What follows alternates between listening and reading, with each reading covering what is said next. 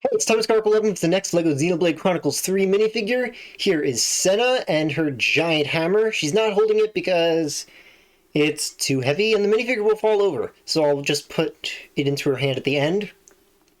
And by the time you're watching this, I've probably already put at least 40 hours into this peak fiction. Recording this before the game's actually out, though.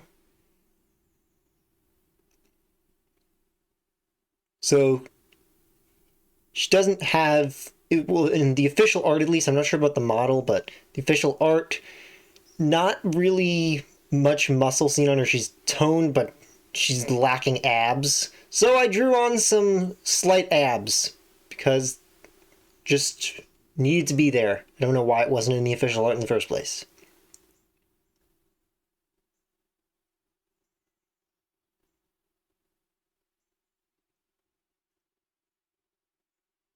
The skin color between the face and the body is a little bit off, mostly because of having to rub on it. Got rubbed off from putting the jacket on because I did the jacket last.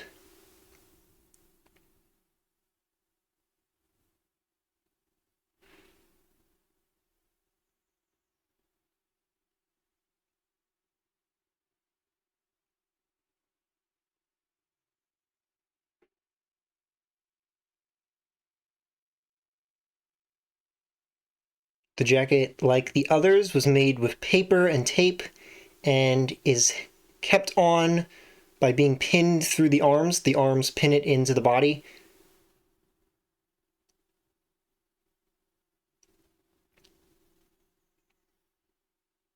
As I said, I'm recording this before the game is out, so I don't have reference of what the back of her jacket looks like properly. I mean, there's been some trailer footage, but I didn't feel like searching through stuff, so I'll just update this once I actually have the game. And probably in a month or so, because all videos are scheduled, so probably in about a month or so I'll have updated versions of all the Xenoblade 3 minifigures.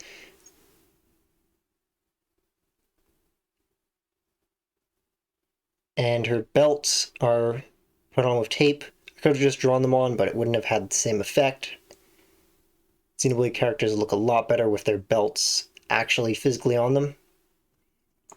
And her hammer, I was lazy and only drew on one side of the hammer, so we're just going to look at this one side.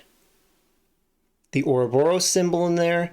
So I built the hammer, not too many pieces, but I used a rod piece cut into like 2/3 length sizes, 1/3 length size, and just two of them on each side to keep the hammer more stable. It wasn't actually required, but it let me have the Ouroboros symbol in there and just kept it more stable. I might do a tutorial on Xenoblade 3 weapons at a later point, once I have some more of them built. Like, I'm probably going to need to build something big for Lanz's sword. So, I've also got a tutorial coming up on just how I generally make Lego swords, but tutorials on how I build some of these weapons will be a separate video.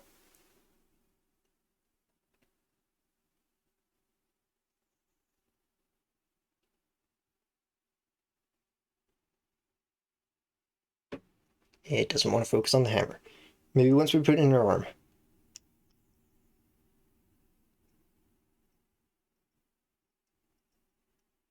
There we go.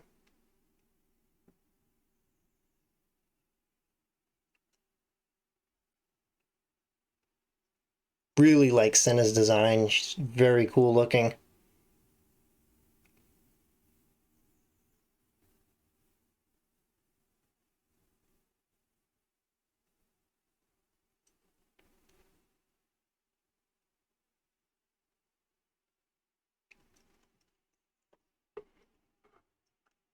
So Lons should be next, but I ran a poll on Twitter and people wanted Cosmos before Lons. So next up in probably a few weeks, the next figure will be Cosmos before I get to Lons. Lons will be shortly after Cosmos. But first, next week is going to be a tutorial on how I make Lego Nopon. And then probably either the week after that or 2 weeks after that will be the Cosmos figure. This will be Cosmos version 4 from Xenosaga, because that is her best design, much better than the Xenoblade 2 design. And like I said before, probably going to have some updated versions of all the Xenoblade 3 minifigures once I have my hands on the game. But this is being recorded about a month before release, so if you watch the end, then comment Blossom Dance down below, and see you next time!